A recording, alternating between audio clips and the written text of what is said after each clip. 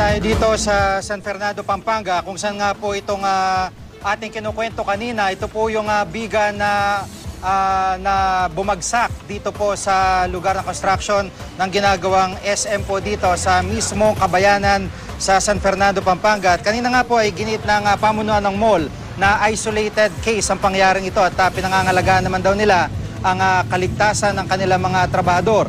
At yung mga sugatan pong trabahador ay dinala sa ospital. 3 po sa kanila ay atin nakausap. Narito po aking report.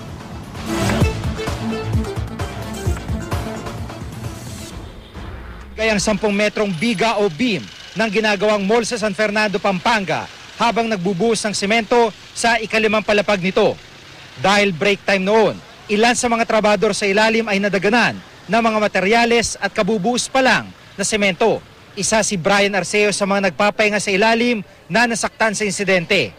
Nabuhusan man siya ng semento, naligtas naman siya sa pagkakadagan ng mga materyales nang humarang dito ang malaking welding machine nila. Salamat po. Kasi nakaligtas po ako. Nakaligtas po ako. May karagdagang buhay pa.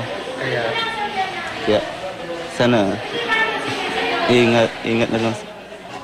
Para kay Brian, pangalawang buhay na niya ito at itinuturing niyang isang milagro, lalo pat sa susunod na buwan ay manganganak na ang kanyang asawa sa kanilang unang anak. Maswerte rin nakaligtas si Norvie Alcantara.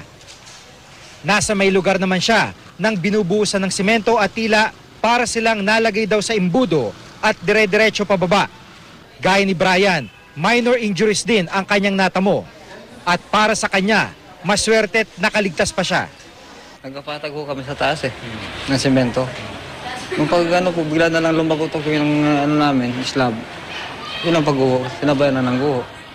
Ang pasyenteng si Vincent Trojado naman, kasalukuyan pang inoobserbahan dahil sa fracture sa kanyang ribs. Sa mga nakita natin, siya lang yung merong fracture, no? And ang plan namin sa kanya is to admit the patient for observation, no? And pain medication lang. Habang 2 pasyente pang napauwi na matapos ding magtamo ng minor injuries. Ayon sa pamunuan ng SM, isang isolated case ang pangyayaring ito. Katunayan sa lahat ng oras, inoobserbahan daw nila ang kaligtasan ng lugar ng trabaho, maging ang kanilang mga tauhan. Sa kabila ng pangyari, tuloy-tuloy ang trabaho dito sa construction site. At sa puntong ito po ay makakasama natin si Ginoong Rodrigo Ramos. Siya po yung contractor nitong site na ito, itong project na ito. Magandang gabi po, sir. Magandang gabi po, sir. Apo, so paano po mangyayari dito? Dito sa portion na nasira, ito ba'y tatanggalin na at gaano pa kaligtas ito sa ngayon? Sa ngayon po, sir, base po sa design ng consultant po ng SM City, sila po ang magdidesisyon kung dapat kailangan pa po siya sa ngayon or tatanggalin na po nila. Apo. At nagkaroon ba kayo ng parang investigasyon sa parte ninyo at ano po yung posibleng naging cause nitong pagbigay ng isa sa mga biga? Ang posible pong nakikita ko po, base po sa aming personal na investigasyon, base po siya doon po sa unforeseen vibration po arising po ng stationary pumpcrete po. So, hindi po natin nakikita yung konkreta na umakyat po sa taas. Kung nag-vibrate po siya, kaya it is an aksidente po siya na hindi po kagustuhan ng contractor po at ng SM din po.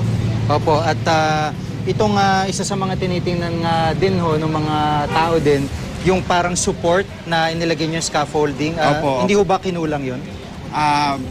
Yun po ang ipapacheck ko pa po sa aking mga engineers kung nagkulang din po kami kung paano po ang nangyari base po ron sa mga subcontractors po namin. Opo, yung mga tauhan nyo po, nakita nyo na ho ba yung mga nasugatan? Galing na po ako sa JBL po, tinignan ko na po yung mga tao na naaksidente kahit na po hindi po sa RC Ramos Subcon po. Inaalagaan po namin sila sa safety belt po, importante po sa aming kumpanya, sa RC Ramos at lalo po sa kanilang kaligtasan po. Pero may safety officer naman po kayong umiikot dito? Meron po sir. Siguro panghuling salita, ano po, dahil pag natapos ito, sigurado maraming taong pupunta rito. So ano po yung assurance na magiging maayos at matibay itong proyektong ito? Ang assurance po namin dito, tatapusin po namin siya based po sa